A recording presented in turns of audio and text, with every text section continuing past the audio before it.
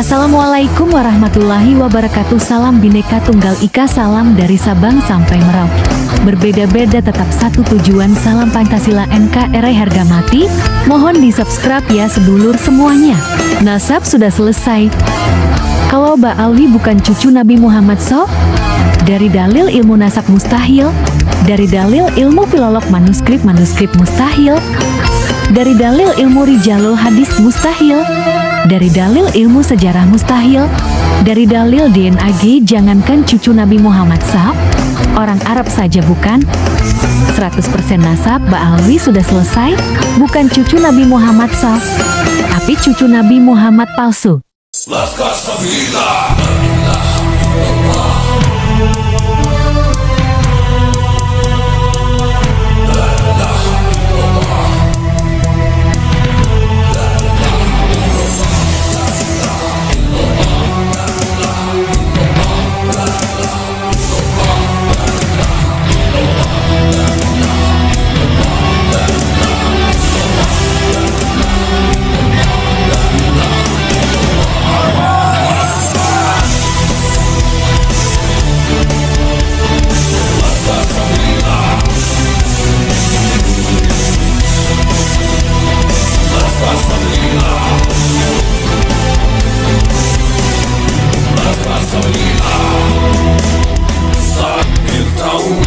Membelah langit, mengguncang bumi, menggetarkan hati.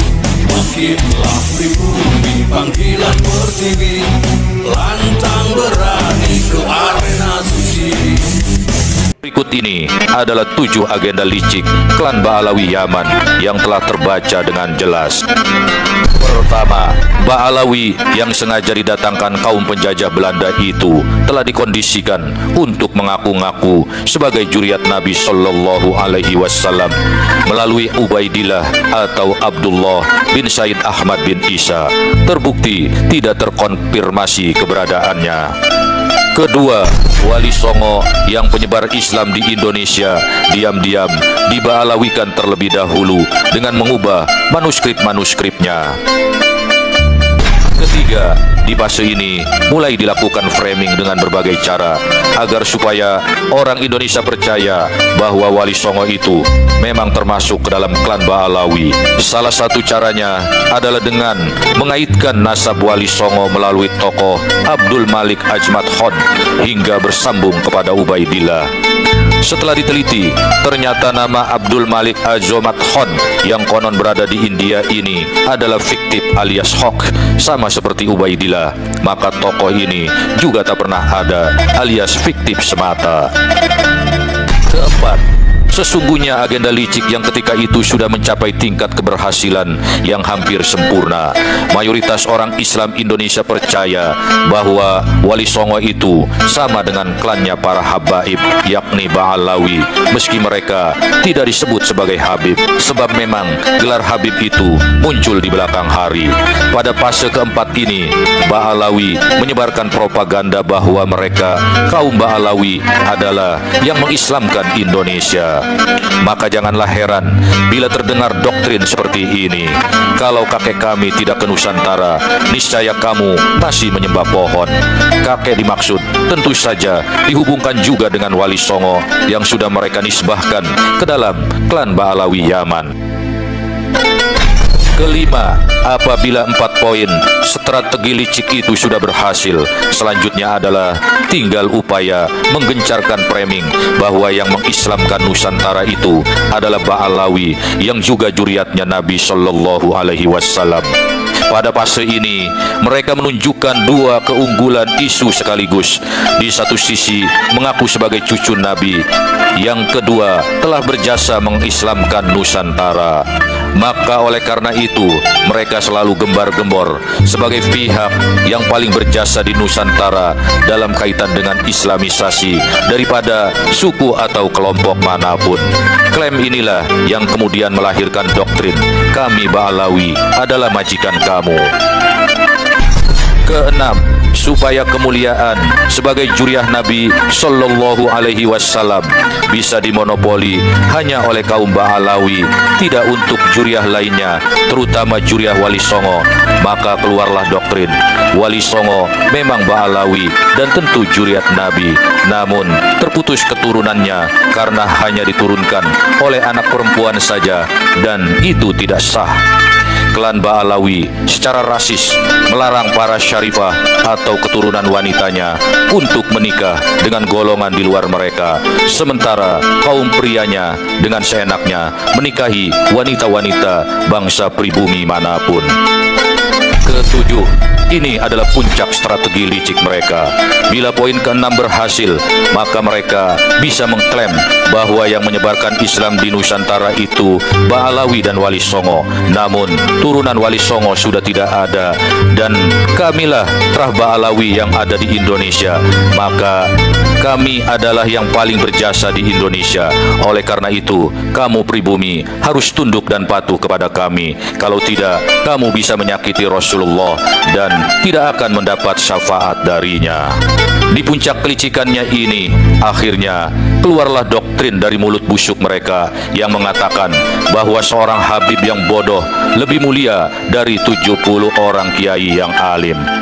Kalau sudah sampai pada taraf ini, maka disadari atau tidak, kita harus yakin sepenuhnya bahwa secara praktis Indonesia telah dikuasai oleh klan Ba'alawi Yaman, baik secara sosial dan keagamaan, ekonomi maupun politik. Ketujuh upaya atau strategi licik Ba'alawinisasi itu nyaris saja berhasil. Banyak. Coba jenengan baca surat Al-Mulk atau Tabarok ya. Saya itu sejak kecil sudah hafal surat Al-Mulk. A'udzubillahi minasyaitonirrajim. Bismillahirrahmanirrahim. Tabarakalladzi biyadihil mulku wa huwa ala kulli syai'in qadir. Alladzi khalaqal mauta wal hayata liyabluwakum ayyukum ahsanu amala. Sampai ayat 22. Bunyinya, afamay yamshi mukibban ala wajhihi ahda ammay yamshi sawiyan ala siratin mustaqim. Ini dalilnya. Jadi kita harus bisa membedakan tiga kalimat ini.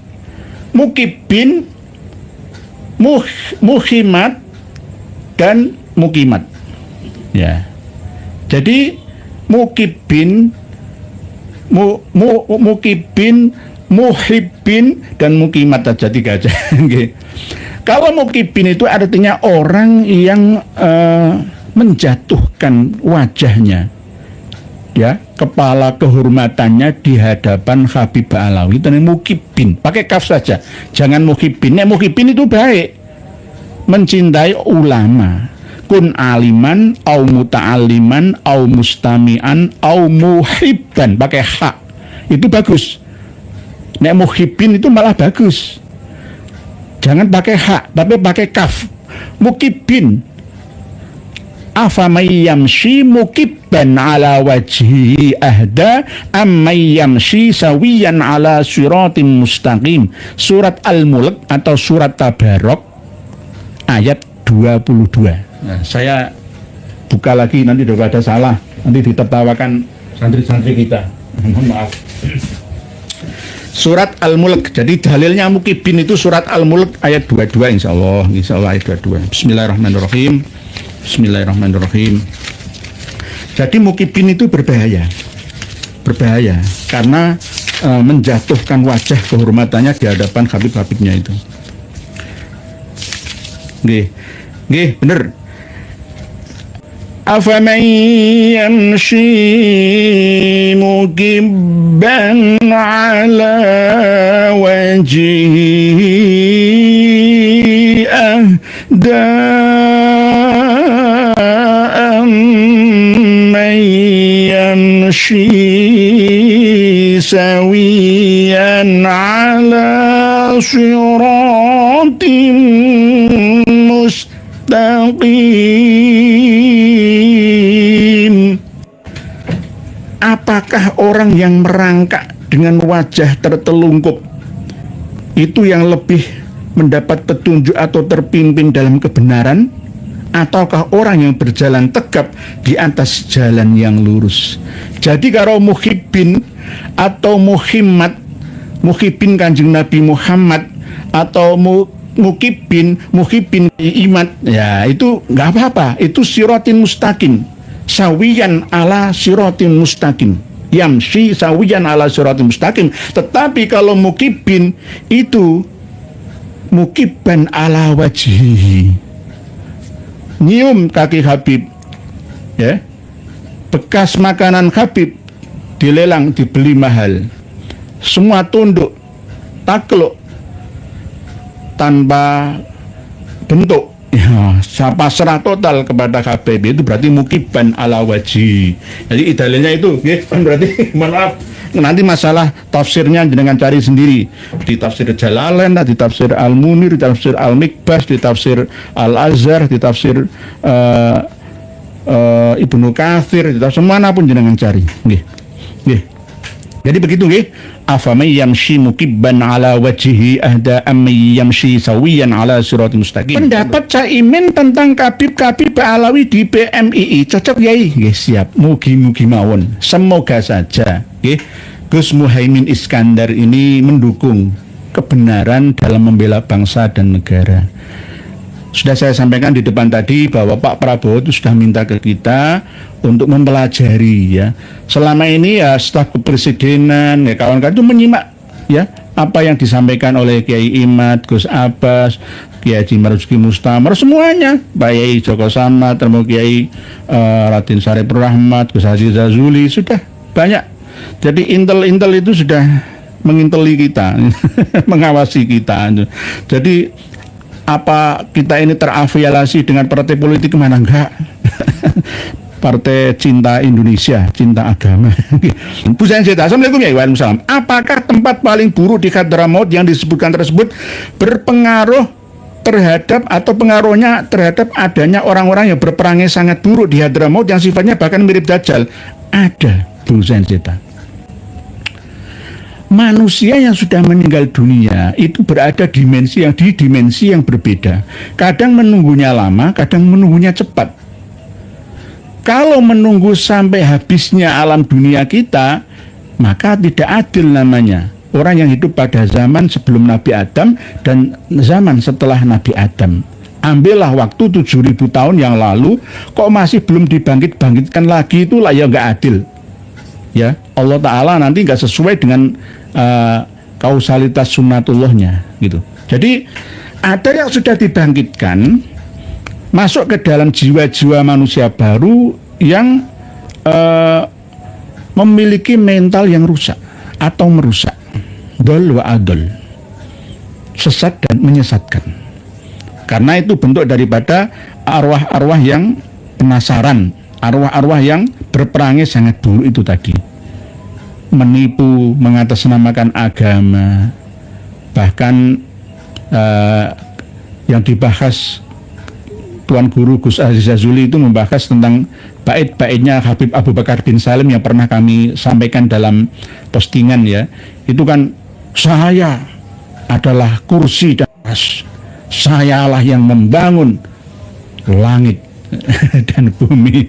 Nah ini kan termasuk ini menyayangi Allah walaupun berbentuk siiran. Itulah sejak dulu orang-orang Hadramaut, orang-orang Yaman itu perang opini antar suku, saling mengunggulkan satu sama lain dan merendahkan satu. Siapa yang menang propagandanya sejak dulu.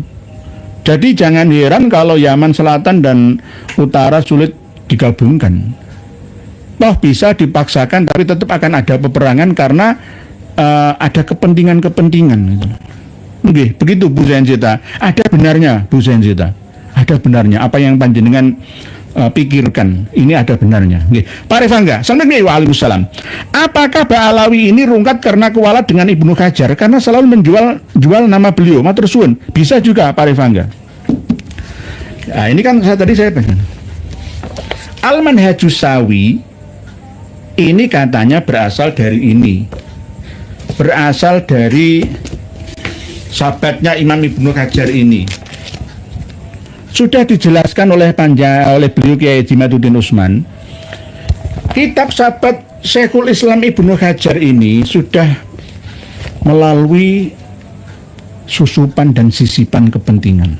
Ada yang asli tersimpan di Mesir dan ada yang di Al-Ahqaf. Gurunya Gus Haji Jazuli sendiri. Beliau sudah mengerti. Nah, saya kan juga ragu, masa sekelas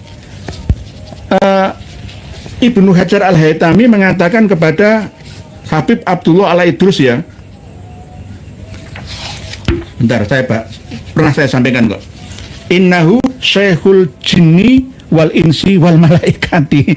Jadi Habib gurunya yang memberi ijazah burqah itu, gurunya Imam Ibnu Hajar Al-Haytami itu adalah gurunya jin dan manusia dan gurunya malaikat. Coba bayangkan.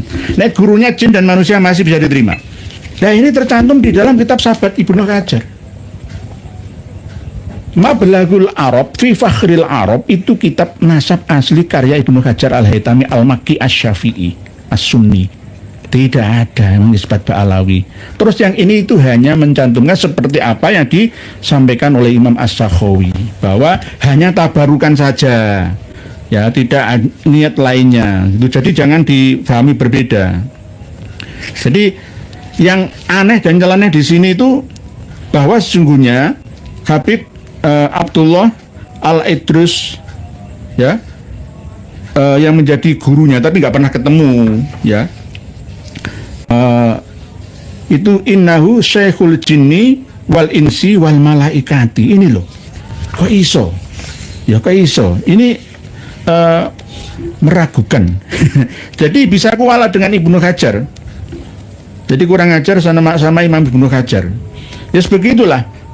Bagi kita yang tidak memiliki data kitabnya, ya maka kita tidak bisa membantahnya. Ini loh, At-Tasi'ah Sanatul Imam Abu Bakar Al-Idrus Al-Adni fi Lubsil Khirqati.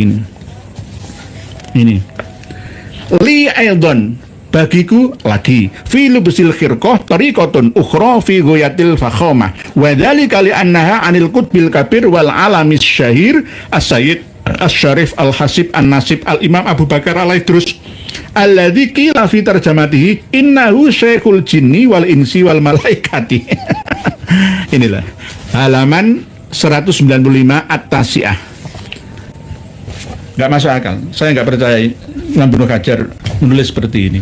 Mungkin ini manuskripnya bisa beda antara Al-Ahqaf dengan yang di Mesir, Darul Kutub Al-Misriyah. Kita malam hari ini akan membedah, membahas dan mengulas surat resmi jawaban yang ditujukan kepada Habib Lutfi bin Yahya yang telah memalsukan, menggandakan, mengkopi makam yang ada di Jejeran, Bantul, Yogyakarta, yakni makamnya Kanjeng Raden Tumenggung Sumodiningrat, pahlawan Geger Spehi atau Singobarong, dengan membuat makam yang ada di Lamber Kidul, Semarang, yang dipopulerkan, diworo-worokan dengan sejarah versi beliaunya dalam rangka untuk menarik simpati peziarah umat Islam khususnya. Apakah ini sebuah bukti dari penipuan atau pembodohan atau bahkan merusak sejarah bangsa? Nanti kita akan bahas dan ulas bersama. Namun mohon maaf sebesar-besarnya, surat yang kami terima ini asli dan tidak kami bagi kepada panjenengan semua, karena surat ini bersifat rahasia, hanya beberapa orang saja yang boleh memegangnya. Cukup saya bacakan saja. Ada logo atau lambang Kasultanan Ngayogyakarta Hadiningrat. Ini logo Cihna namanya. Cihna. Ini bukan Cina tapi Cihna. Dipakai juga di Lamber Kidul Semarang. Apakah ada izin dari Keraton Ngayogyakarta Hadiningrat atau ada perintah resmi dari Kasultanan untuk memasang logo ini di Lamber Kidul Semarang? Ada yang terpasang di Gapura, kemungkinan sekarang tidak begitu terlihat. Yang terlihat itu ada di dalam makam, di ruangan makam KRT Sumodiningrat Habib Hasan bin Toha bin Yahya yang ada di Lamber Kidul Semarang itu. Apakah pemasangan itu sudah mendapatkan restu dari keraton atau tidaknya? Nah, ini kita akan membahas bersama. Kawedanan Hageng Panitropuro nomor 0475 KHP garis miring besar titik Romawi 6 garing JE titik 1958 2025. Hal pemberitahuan surat masuk dan surat balasan lampiran 1-2 ya. Terus kepada yang terhormat Habib Lutfi bin Yahya di tempat. Nah, langsung ini.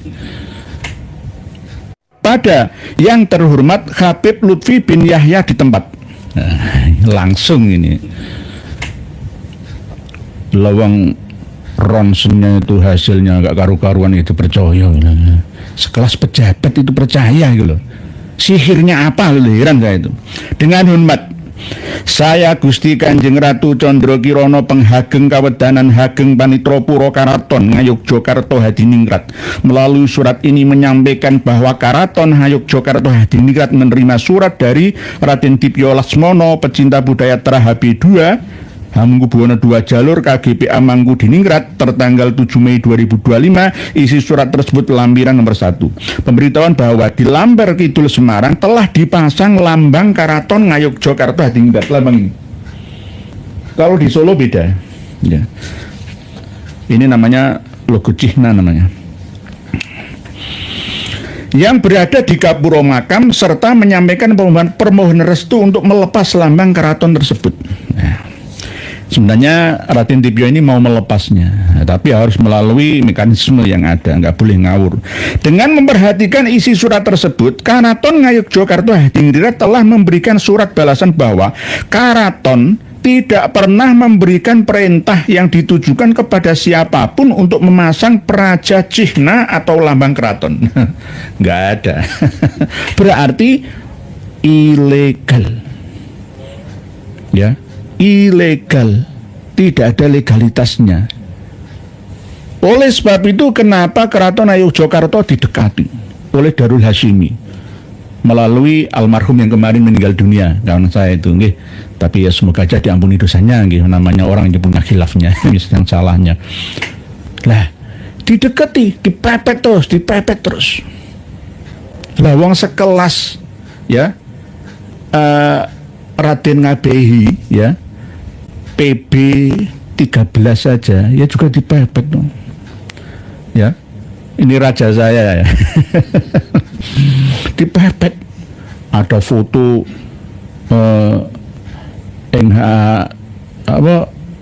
Raja PB 13 Surakarta Hadiningrat mencium tangannya LB. Waduh, bahaya. Bahaya ini.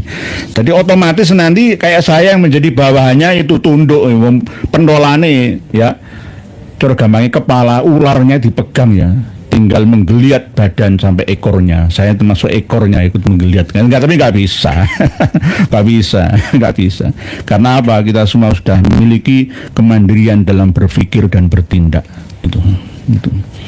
Oke, jadi tidak ada perintah.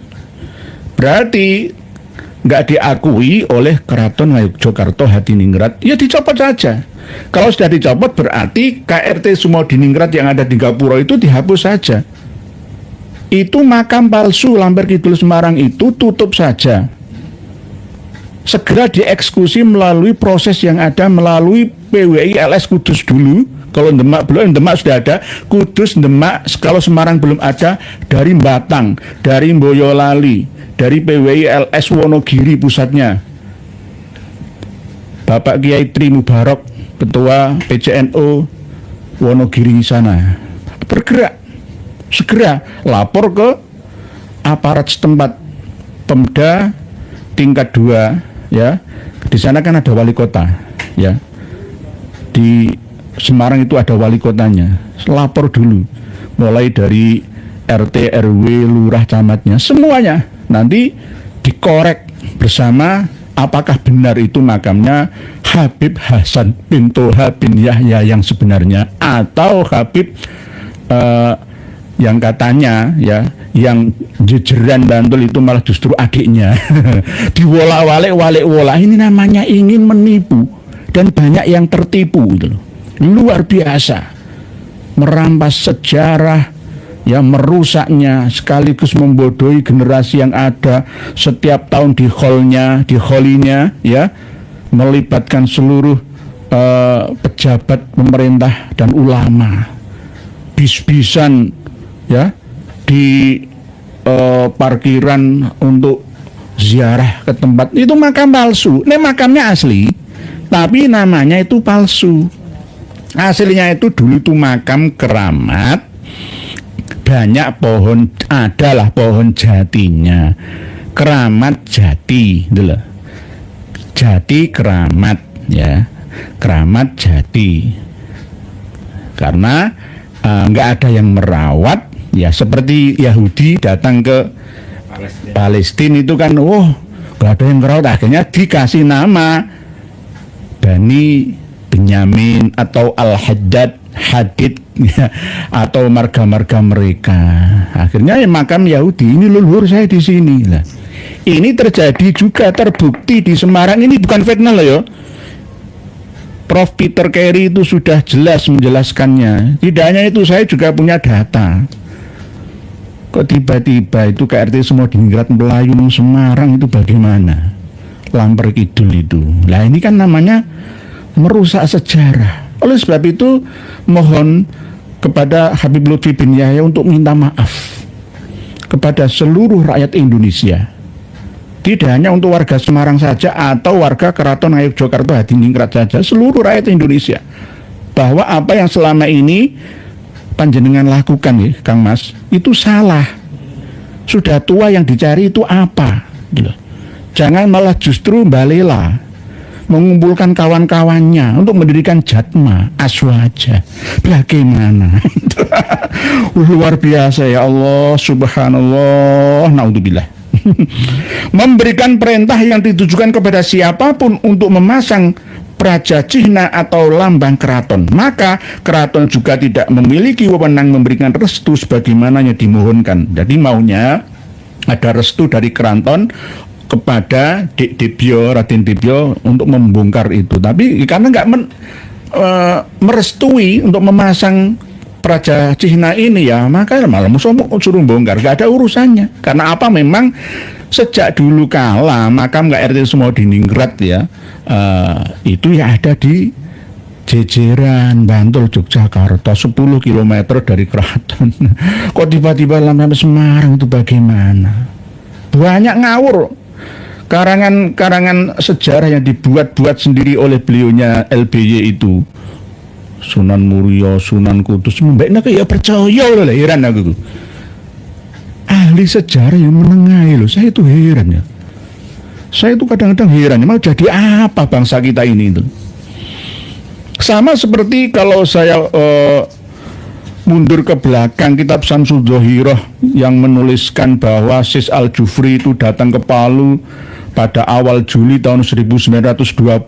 Ya sing percaya ini. Kan sudah jelas ada pro dan kontra, padahal aslinya yuk ada yang mengatakan 31 Juni 1930 Masehi atau 11 Juni 1930 Masehi. Tapi di kitab Syamsul Dhohiroh yang disalin ya oleh Muhammad Diasyab, ya seorang Habib Ba'alawi, itu tulisannya seperti itu. Berarti kan kacau. Kacau.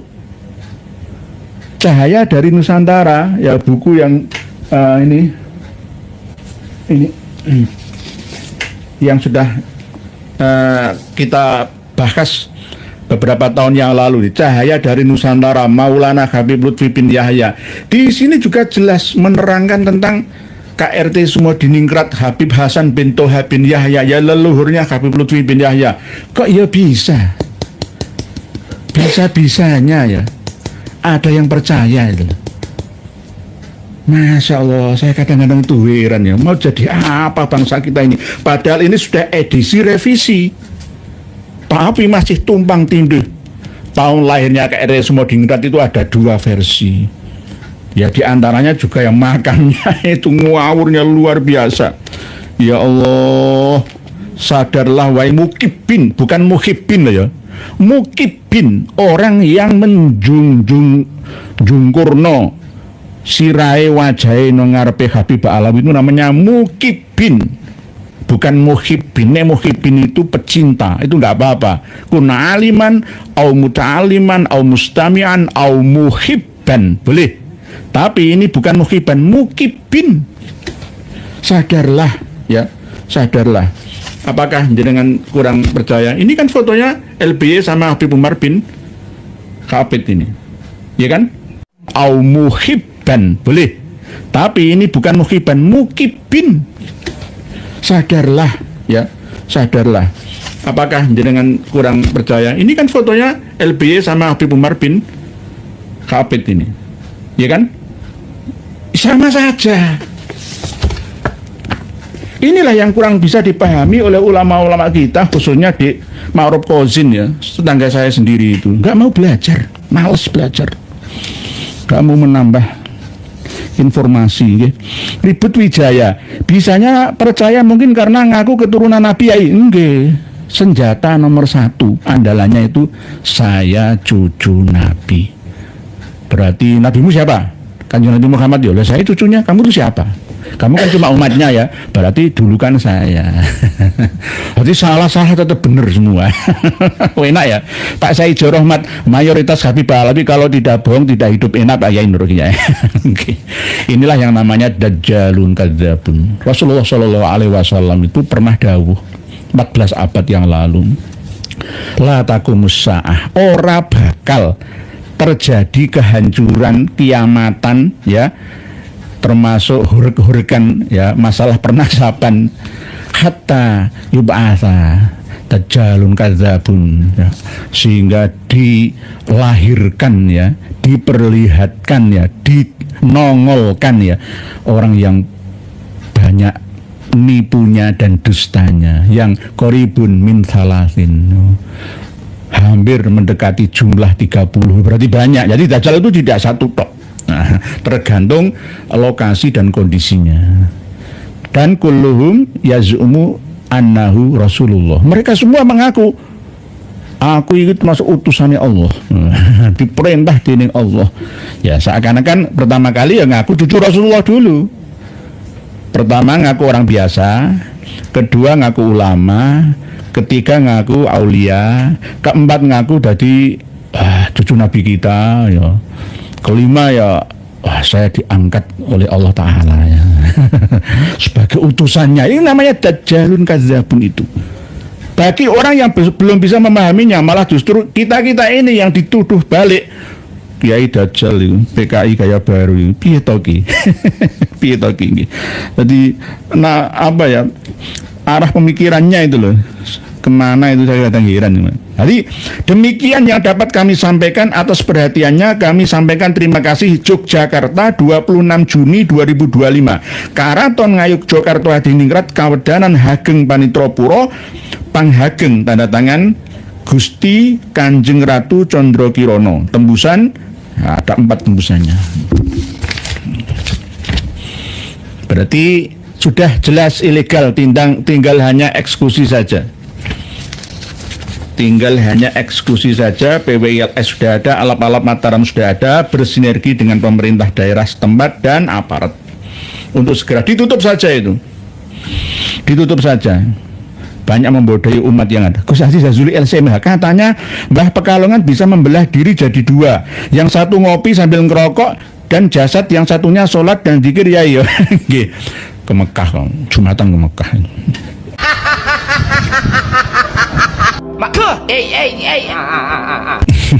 Membelah diri ya.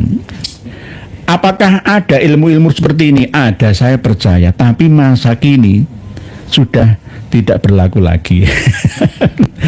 Kalau secara rohani ya bisa saja. Saya di Mekah, saya di Jawa, saya di Sumatera bisa juga. Tapi kalau ngaku-ngaku ya itu Pak Yai Gus Aziz Jazuli LSMH bisa juga. Hanya ngaku-ngaku saja. Membela diri enggak seperti itu. Zamannya berbeda. Pak Aryo Damara gara-gara Kusnuntun PBNU jadi hambatan penyadaran para kibin. Nggih Pak Aryo Damara. Nggih. Ulama kita ini ya mohon maaf nih, ya termasuk saya juga bodoh. Saya juga terbelakang gara-gara apa? Ya ulama-ulama di atas saya kayak gitu. Saya malah ikut-ikutan gitu. Oleh sebab itu ini bagian daripada pemberontakan ilmiah itu loh. Pemberontakan ilmiah. Kalau nggak begitu, nggak begini ya, nanti Indonesia umat Islam akan jadi apa nanti itu loh. Nggih. Posting statementnya bahwa surat edaran asli yang kami terima dari Karaton Ngayogyakarta Hadiningrat ditujukan kepada Habib Lutfi bin Yahya yang telah memalsukan makam KRT Sumodiningrat, dikopi menjadi dua, yang satu buatan beliaunya yang ada di Lambar Kidul Semarang itu tidak ada izin menggunakan logo Praja Cihna ini. Nggak ada. Berarti kalau ada logo ini di Lambar Kidul Semarang itu palsu. Berikut makamnya juga makam palsu, sejarah namanya juga palsu. Nggak ada Habib Hasan bin Toha bin Yahya di sana, itu nggak ada. Aslinya itu makam keramat yang ada pohon jatinya, keramat jati. Yang akhirnya dirubah menjadi sejarah versi beliaunya. KRT Sumodiningrat, pahlawan Geger Spehi Singo Barong yang katanya ya dibunuh oleh tentara Inggris dan Praja Mangkunegara Solo. Nah, ini tidak asli alias palsu makamnya di Semarang itu.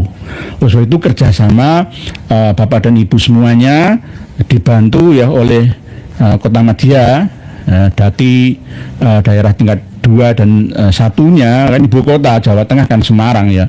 Tolong jangan lagi dipromosikan menjadi wisata religi di sana. Itu makam palsu.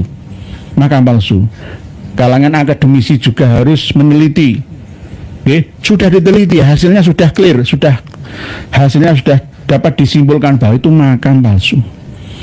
Sama seperti yang ada di Yaman sana. Makamnya Imam Ahmad Al-Muhajir itu palsu. Makamnya Nabi Hud itu juga palsu.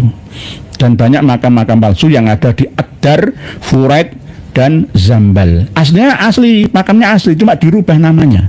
Gara-gara nggak ada yang ngurus anak cucunya. Akhirnya dibuatlah sejarah baru versi mereka. Nggih. Assalamualaikum warahmatullahi wabarakatuh. Salam Bhinneka Tunggal Ika, salam dari Sabang sampai Merauke. Berbeda-beda tetap satu tujuan, salam Pancasila NKRI harga mati. Mohon di subscribe ya sedulur semuanya. Nasab sudah selesai. Kalau Mbak Alwi bukan cucu Nabi Muhammad SAW? Dari dalil ilmu nasab mustahil. Dari dalil ilmu filolog manuskrip mustahil. Dari dalil ilmu rijalul hadis mustahil. Dari dalil ilmu sejarah mustahil. Dari dalil DNA jangankan cucu Nabi Muhammad SAW, orang Arab saja bukan. 100% nasab Mbak Alwi sudah selesai. Bukan cucu Nabi Muhammad SAW, tapi cucu Nabi Muhammad palsu. Laskar Sabila.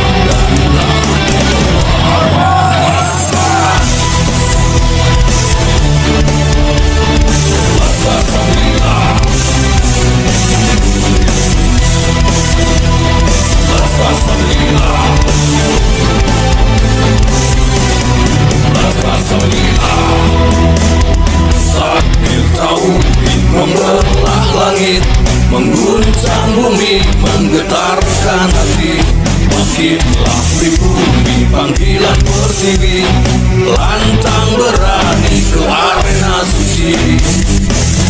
Dan kitab ini sudah kami bagikan PDF-nya di link di bawah video kita. Kitab Toroful Ashab fi Ma'rifatil Ansab dan kitab Al-Atoya As-Saniyah. Ini dua kitab asli karya penguasa Yaman abad 7 Hijriah dan abad 8 Hijriah. Apakah di dalam kedua kitab ini ada pengakuan penetapan dari ahli nasab kalangan raja-raja Bani Rasuli ini terhadap Ba'alawi yang ada di Yaman, khususnya di provinsi Hadramaut dan sekitarnya? Apakah ada pengakuan itu? Mari kita uji bersama. Ya, apakah para penguasa Yaman itu mengakui keberadaan mereka, habaib itu? Di dalam kitab Toroful Ashab fi Ma'rifatil Ansab, karya dari Al-Malikul Ashraf Umar bin Yusuf bin Umar bin Rasuli Al-Yamani, seorang pakar nasab yang wafat pada tahun 696 Hijriah alias abad 7 Hijriah. Abad 7 Hijriah itu keluarga Ba'alawi yang katanya ya tercantum dalam kitab-kitab internal mereka itu sudah syuhrah wal istifadhah, sudah terkenal di mana-mana tokoh-tokoh mereka. Di antaranya kalau kita tarik ke belakang dari masa hidupnya Raja Ashraf yang mulia Umar bin Yusuf bin Umar bin Rasuli, pengarang kitab Toroful Ashab ini ya, maka akan tercatat juga seharusnya Ali Kholik Kisam. Begitu juga anaknya Muhammad Shahib Mirbat. Begitu juga anaknya lagi yakni Ali. Anaknya Ali yakni Muhammad Al-Faqihil Muqaddam yang wafat pada tahun 653 Hijriah. Lahirnya 574 Hijriah, berarti sudah harusnya tercatat di dalam kitab Toroful Ashab ini. Tetapi satu pun nama-nama dari tokoh besarnya Ba'alawi tersebut tidak ada, tidak tercantum. Nanti panjenengan lihat sendiri, panjenengan mutola'ah sendiri, pelajari, teliti sendiri, pahami sendiri, insya Allah mudah kok. Ya, cari kata kunci Ali Ba'alawi atau nama-nama Muhammad bin Ali Al-Faqihil Muqaddam misalkan, Muhammad Shahib Mirbat misalkan, atau Alwi bin Ubaidillah bin Ahmad Al-Abah bin Isa Ar-Rumi dan seterusnya ya. Tidak akan pernah ada ya. Kitab Toroful Ashab ini banyak yang menolak gara-gara ada istilah dalam ilmu fikih itu yang tidak tertulis, tercantum itu belum tentu tidak ada. Ini yang biasa dipakai oleh para penolak batalnya nasab Ba'alawi. Kalau kita ini sepakat bahwa nasab Ba'alawi itu batal karena memang tidak ada data ya, batal karena memang tidak ada data ya sezamannya, mulai dari masa lahirnya tokoh-tokoh mereka sampai wafatnya, dimulai dari tempat atau mahjar hijrahnya Imam Ahmad Al-Abbas sampai wafatnya di Husayyisah 145 Hijriah. Tidak ada catatan pada abad keempatnya, kelima, keenam, ya, ketujuh, 8, bahkan 9-nya. Jadi kalau ada di dalam kitab Taraful Ashab ini, maka kami akan merevisi ya keputusan kami tentang batalnya nasab Ba'alawi. Karena ini jelas kitab yang disalin oleh penyalin kitab yang bukan berasal dari Ba'alawi. Begitu juga Al-Athoyah As-Saniyah ini, penyalinnya bukan dari marga Ba'alawi, yakni Abdul Wahid Abdullah Ahmad Al-Khomiri, bukan seorang Ba'alawi. Jadi bisa dipertanggungjawabkan ya kenetralitasannya, netral, tidak membela sana dan sini. Antara Taraful Ashab dan Al-Athoyah As-Saniyah ini ada ketersambungan, yakni abad 7 dan 8 Hijriah.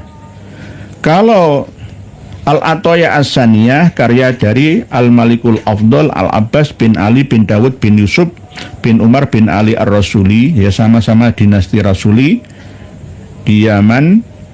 Itu wafatnya tahun 778 Hijri, yakni abad ke-8 Hijriah. Ada catatan tentang nama Abdullah bin Ahmad bin Isa bin Muhammad bin Ali bin Ja'far Shadiq bin Muhammad Al-Bakir bin Ali Al-Roidi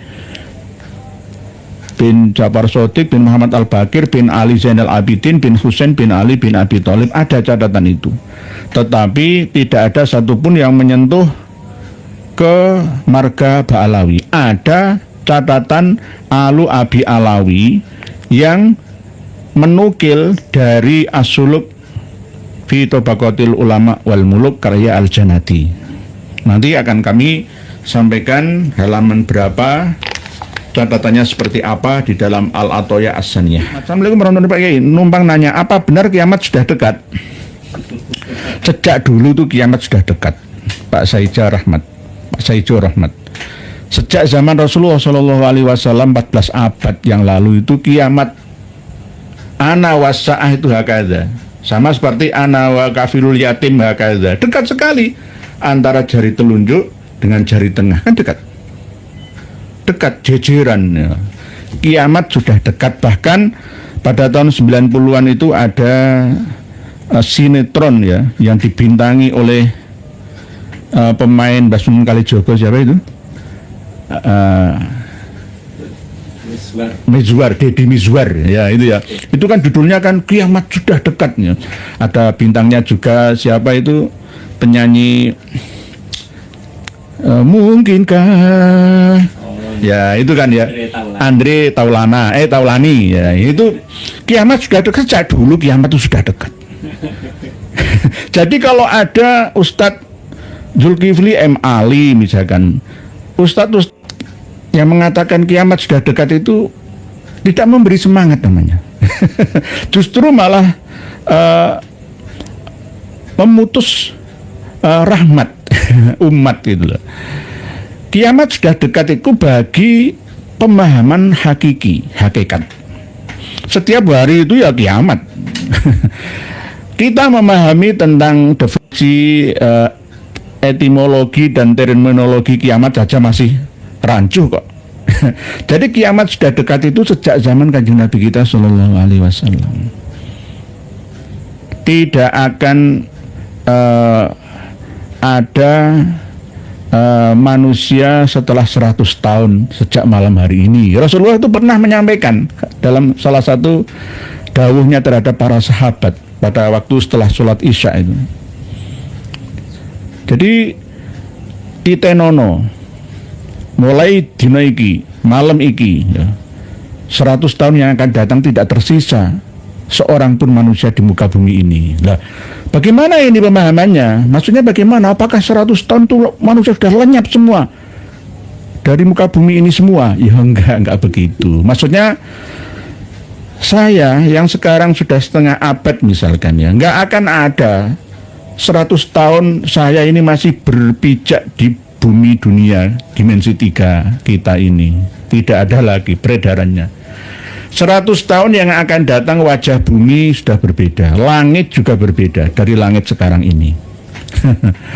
Wajah bumi berbeda, ya, langit, ya, frekuensi udara, ya, dimensinya juga berbeda dari 100 tahun yang lalu. Indonesia semua di dunia, buminya berbeda, langitnya berbeda. Jadi begitu, ya. Jadi kiamat sudah dekat itu sejak dulu. Oleh sebab itu kita harus tetap semangat. Ya, i'mal li dunyaka ka'annaka ta'isu abadan wa amal li akhiratika ka'annaka tamutu ghadan. Jadi sesuk itu kiamat koyok-koyok itu kalau kayak kita ngibadah ngurusi akhirat gitu. Kalau kita dalam hal semangat, ya, dunia, ya, membangun peradaban manusia, ya harusnya hidup 1000 tahun lagi. Seakan-akan seperti itu. Bukan tulul amal, ya, tapi rencana, ya, yang akan datang, ya, sama seperti program sebuah negara, ya, seperti China 2100 yang akan datang. China harus menguasai dunia, itu orang-orang Cina. Lah Nusantara Indonesia Raya punya program apa? Ya sampaikan sejak 100 tahun yang lalu, ya, terus berlalu sampai sekarang. Nanti 100 tahun yang akan datang Indonesia ini akan seperti apa? Apakah akan lenyap dari peta dunia atau sebaliknya? Lah ini namanya program-program itu namanya i'mal li dunyaka ka'annaka ta'isu abadan. Begitu nggih. Jadi nggak bener. Kiamat sudah dekat itu ya bener dalam pandangan sudut pandang akhirat. Nah, gitu. Supaya kita semangat. Karena hidup manusia itu selamanya. Hanya berbeda dan pindah baju jasa dia saja. Nggih, nanti kita bahas. Pak Susilo Hadi, Indonesia punya program keluarga berencana. Nggih, harus punya rencana, planning itu sudah harus ada. 2045 yang akan datang, jangan berpikir kerdil.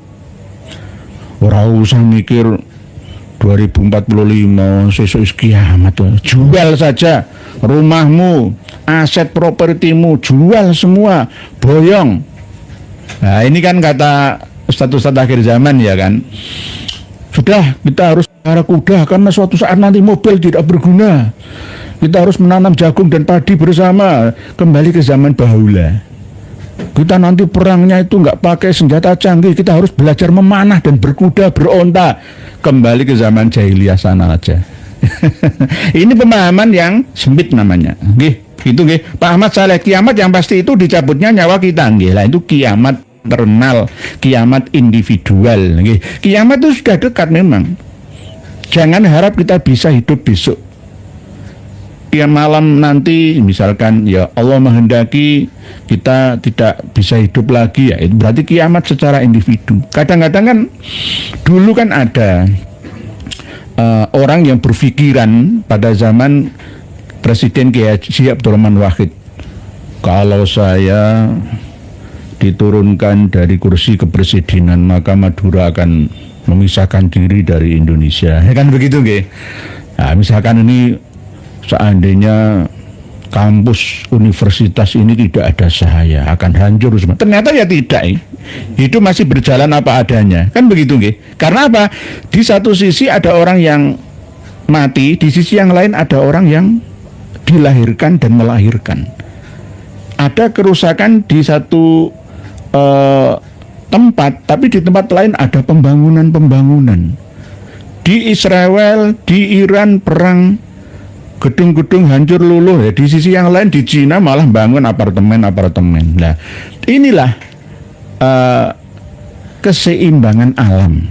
Ada kematian, ada kelahiran, ada pembangunan, ada perang, pengurusan, dan lain sebagainya. Terus akan berbenah seperti itu, kholidina fiya abada madamatis samawati wal ardh. Kembali kepada kesimpulan kita malam hari ini bahwa kitab Taraful Ashab fi Ma'rifatil Ansab karya Umar ibnu Rasuli, ya, Al-Malikul Ashraf, ya, seorang raja Yaman, ya, abad ke-7 Hijriyah, didukung oleh kitab Al-Atoya As-Saniyah abad 8 Hijriyah yang wafat Al-Malik Al-Afdol Al-Abbas, ya, Ibnu Rasuli tahun 778 Hijriyah alias abad 8 Hijriyah.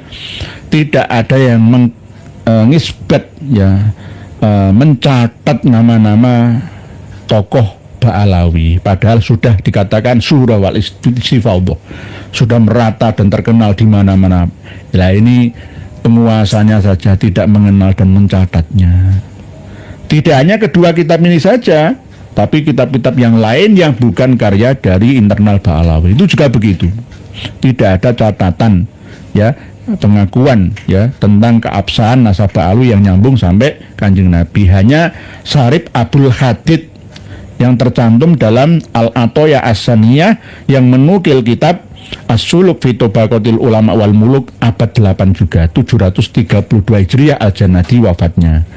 Al-Janadi mengambil referensi dari Tabaqat Fuqaha Yaman Ibnu Samurah abad 6, tapi di abad 6 tidak ada catatan tentang marga-marga tokoh-tokoh Ba'alawi. As-Suluk juga tidak. Yang ada di As-Suluk itu adalah Alu Abi Alawi, itu duriyahnya Syarif Abdul Hadid, bukan saudaranya Hadid seperti yang ada di dalam kitab-kitab karya Ba'alawi. Jadi Alwi bin Ubaidillah itu tidak ada.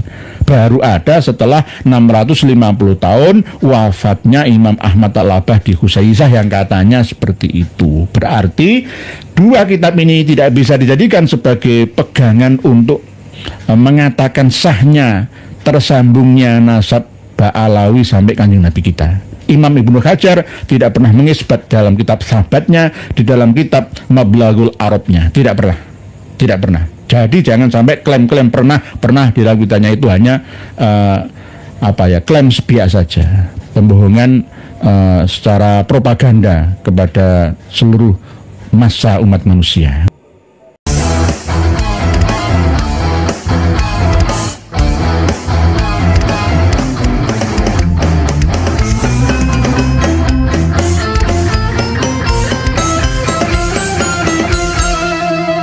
Jadikanlah hidup lebih berarti, jadikanlah laskar sang pemberani, membela ulama kiai pribumi, Rahwali Songo pewaris negeri. Gelora jiwa ini tak tertandingi, jangan coba-coba mengganggu negeri. Ulama kami terhina, kami pun tak terima, siap jihad jadi semboyan kita. Kami adalah laskar sabilillah, pecinta Wali Songo dan para anbiya, pewaris peradaban Islam di Nusantara hingga berkibar bangsa Indonesia. Kami perisai para ulama, sepenuh hati korbankan jiwa dan raga. Bila nanti tertulis jihad pilihan kami, Syahid bela agama dan negara. Kami terlahir di bumi pertiwi, terpatri suci sejarah negeri, korbankan darah nyawa leluhur kami. Jangan kau coba rubah dan kau pecundangi.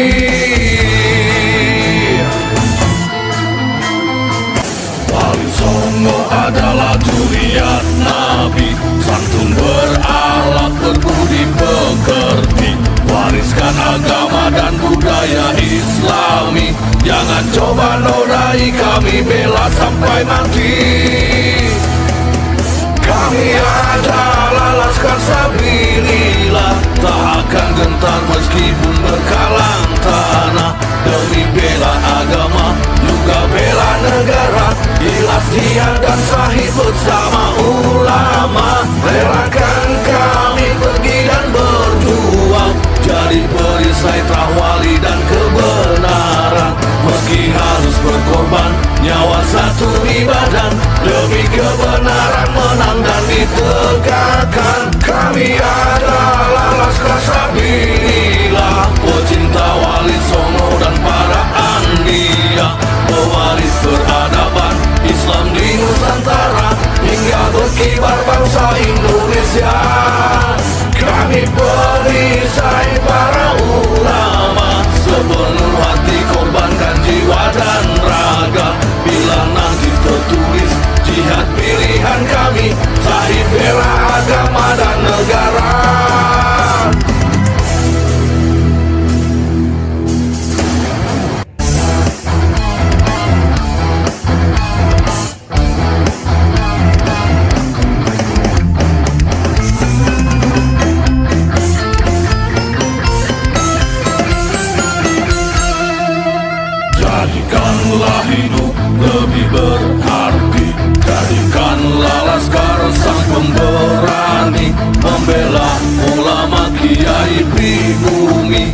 Wali Songo pewaris negeri, gelora jiwa ini tak tertandingi.